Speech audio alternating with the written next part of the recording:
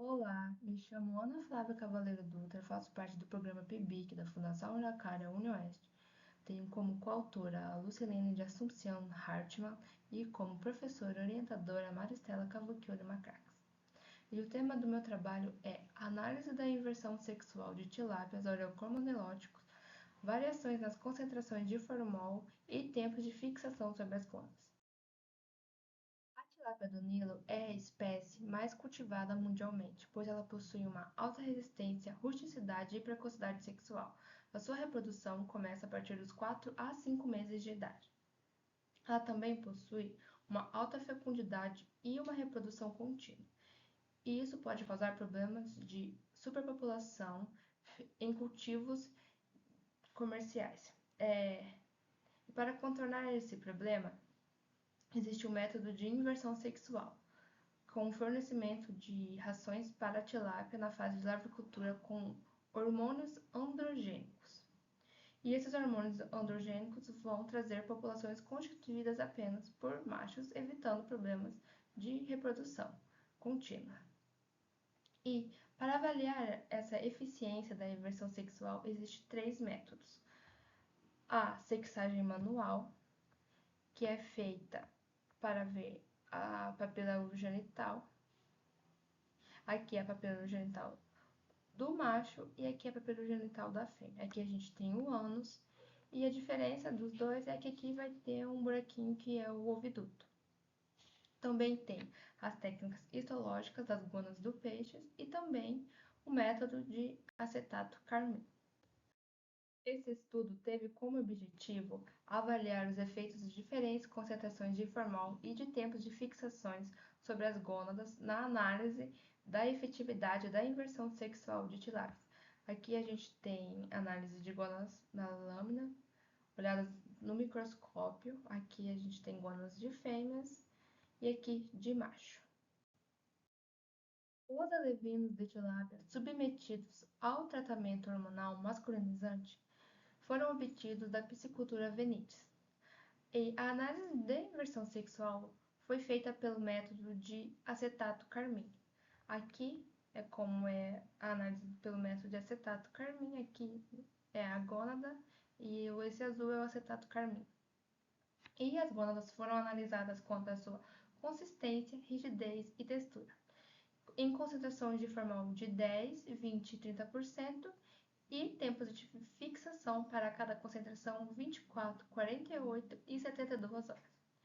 E a avaliação foi sobre o percentual de gônadas intactas, consistentes e efetividade da imersão sexual. Primeiro, era feito a eutanásia, que é a imersão dos peixes no óleo de cravo, que é o eugenol. E depois esses peixes eram colocados em potes com formol, divididos de 20 em 20, que no total era 180 peixes. E essa divisão também tinha da concentração, que era de 10, 20 e 30%, e cada concentração tinha seu tempo de fixação, que era 24 horas, 48 horas e 72 horas. Depois, esses peixes eles eram separados na bandeja.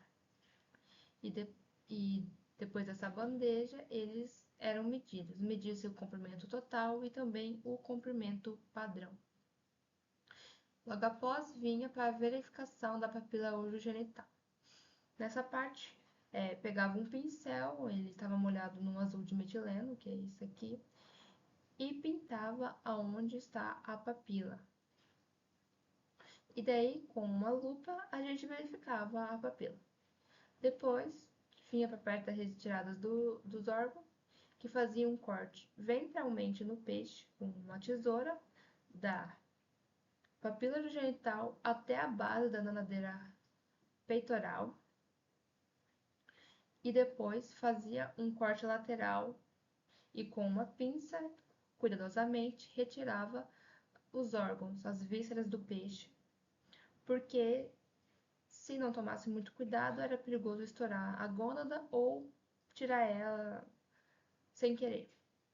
E depois disso, para a retirada das gônadas, era ainda com uma pinça, cuidadosamente puxava a gônada bem devagar e depois colocava ela numa lâmina. Esticava ela bem bonitinho e pingava umas gotas, uma soro de uma pipeta, um acetato carmim. E depois colocava uma lâmina lá por cima e fazia uma pressãozinha bem pequena e levava para o microscópio para fazer a verificação dessa gônada. Depois da verificação das gônadas, aqui temos uma tabela que obtivemos os seguintes resultados. Nessa tabela, aqui são os tratamentos T1, T2 e T3, que são as concentrações de formol, 10%, 20% e 30%. Os tempos de fixação, 24, 48 e 72 horas. O CP é o comprimento padrão, que aqui são as médias dos valores de cada tratamento. O CT é o comprimento total, aqui também as médias dos valores de cada tratamento. E aqui temos o I, que é a porcentagem de gônadas íntegras, e o NI, porcentagem de gônadas não íntegras. Então, em relação às gônadas íntegras e tempos de fixação, percebemos que a concentração de formol de 20%, que é o tratamento 2, obteve maiores porcentagens de gônadas íntegras. E o tratamento 1, que é a concentração de 10%, obteve a maior concentração de gônadas não íntegras. E em relação às consistências das gônadas, percebemos que a concentração de 10% obteve gônadas 100% moles. A de 20%, a concentração de 20% obteve gônadas 100% consistentes. E a de 30%, gônadas 100% secas. Então, a concentração de 20%, 48 e 72 horas, apresentou o maior percentual de gônadas íntegras. E na efetividade de inversão sexual, obteve 98,2% de efetividade, porque foi encontrado uma fêmea intersexo. E então, na efetividade de inversão sexual, obteve 98,2% de gônadas de macho, que aqui é uma gônada de macho, e 1,8% de gônadas de fêmea, que no caso é um intersexo. E aqui dá para ver um pouco de ovócitos aqui, meio deformados, porque é um intersexo. Então, para concluir, conclui-se que a melhor concentração de formol que proporcionou gônadas íntegras e consistentes foi a de 20%, com 48 horas e 72 horas de tempo de fixação. E como agradecimentos, agradecemos à Fundação Araucária pela concessão da bolsa e ao Grupo de Pesquisa em Tecnologia Ecohidráulica e Conservação de Recursos Pesqueiros e Hídricos pelo apoio da realização da pesquisa. Obrigada pela atenção e estou aberta a dúvidas.